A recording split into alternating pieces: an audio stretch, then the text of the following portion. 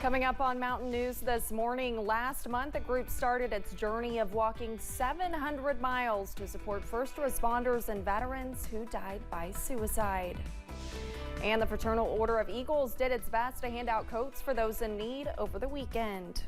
Dedicated to Eastern and Southern Kentucky, this is WYMT Mountain News This Morning. Good morning, I'm Olivia Calfee. We are coming up on 5 a.m. on Monday, December 4th. Now let's check in with Chief Forecaster Brandon Robinson for a look at your forecast this morning. And Brandon, we had a kind of rainy weekend, I would say, but yeah, the temperatures were not too bad. It felt pretty good outside. No, absolutely. It was basically in the 50s and 60s all weekend. It was a little bit on the dreary side, but we can take that at the warm temperatures now. The roller coaster ride begins again as we head into this week, so I hope you're ready. Buckle up. All right, let's take a look across the region this morning.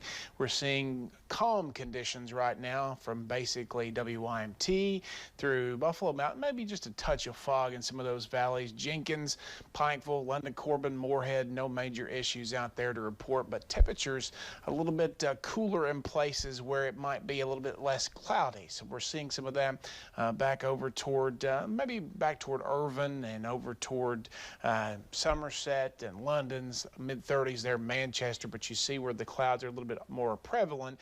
39 in Harlan and 40 in Jackson, 38 in Prestonsburg, and the warm spot in the region, 43 in Pikeville right now. So your out the door forecast today, those clouds will continue to increase as we go through the daytime hours, and we'll see those rain chances kick in scattered form, not an all-day washout, as temperatures only top out around 51 a little later today. Olivia. All right, thank you, Brandon. A group of people are walking more than 700 miles from South Carolina to Cincinnati. The group is walking to help end suicide among first responders and veterans. Walk organizer John Preston says since losing his brother to suicide, it has not been easy. Yet him and his closest friends are walking to share their stories and support those that have died. I'm a broken-hearted little brother, man. Like every day, I'm a broken-hearted little brother. And I have to carry that struggle with me. And we're showing the world that. It's wild, yeah. It's wild. And I'm walking, my wife has been walking with me every step. And then my personal friend that I grew up with, Isaac Chandler, is also walking every step. Preston says they will continue sharing their stories and hoping to end suicide for veterans and first responders. For more information on his journey, you can find this story on our website.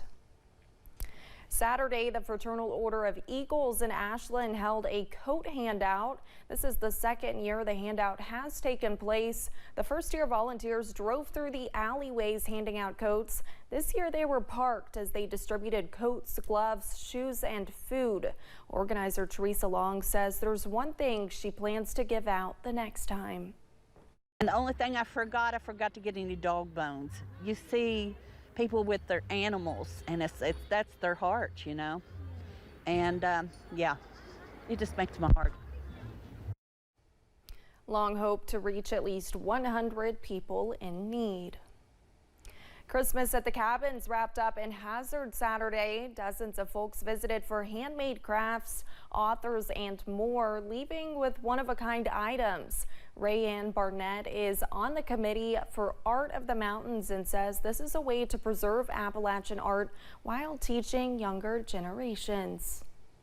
Our mission is to keep Appalachian arts alive and to teach people and to instill in young people you know, how to do crafts, how to do artwork, how to make quilts, and how to paint, and how to write. Barnett says they host several events throughout the year, and you can catch them next week at Christmas in a Small Town in Hazard. Thanks for getting your day started with us here on Mountain News This Morning. When we return during the weekend, the United States pledged more funding towards climate change at the COP28 summit continues. And we have entered meteorological winter, but we'll see seasonal winter on the way and a roller coaster ride of temperatures and conditions this week. The latest in about 3 minutes.